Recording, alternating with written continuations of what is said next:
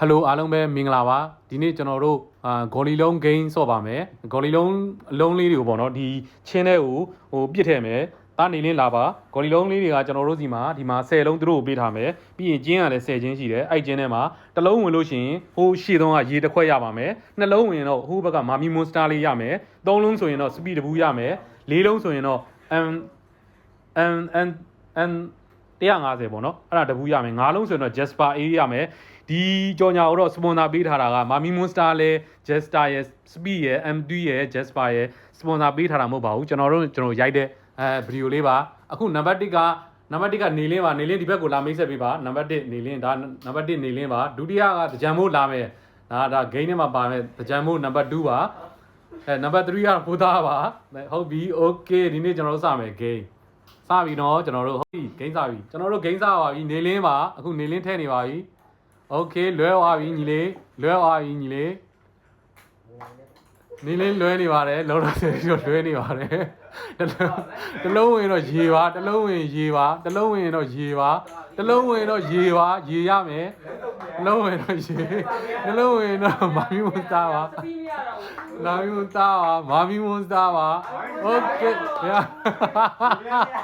သွားပြီနေလေးပါနေလေးပြီးပါOkay တကြံမို့ ready ပါကြိုက်လို့ပြစ်လို့ရပါပြီဒါကတော့ number 2တကြံမို့ပါ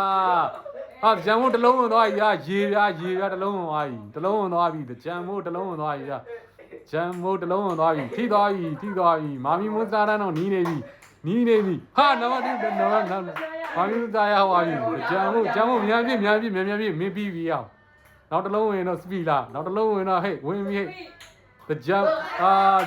တစ်လုံးဟာကြံနေတယ်10လုံးOkay တကြံမို့လို့ဒါပြီဖိုးသားလာပဲ Okay ဒါကတော့ဖိုးသားပါကြိုက်တဲ့နီးနဲ့ပြစ်လို့ရပါတယ်ခုနကတော့တကြံမို့ကတော့မာမီမွန်စတာကိုထိသွားတယ် Okay လာပြီနီးစက်နေပြီနော်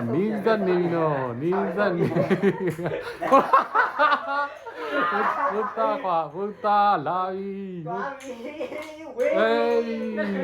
ဆယ်ကောပြီလားဆယ်ဘယ်လုံးကြံနေတယ်ဖိုးသားမတိကြတော့ဘူးသွားပြီဖိုးသားပြီးတော့အခုပြန်ကောင်းမယ် Okay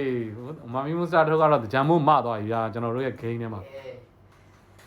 ဂျမ်မို့မသွားပြီပေါ့နော် Okay ကြံသေးတယ်ဒါလေးကတော့နောက်တစ်ရောင်းပြန်စပါပြီနေလင်း10လုံးပြည့်လားဆွဲမယ် Okay နေလင်းဆွဲမယ် Okay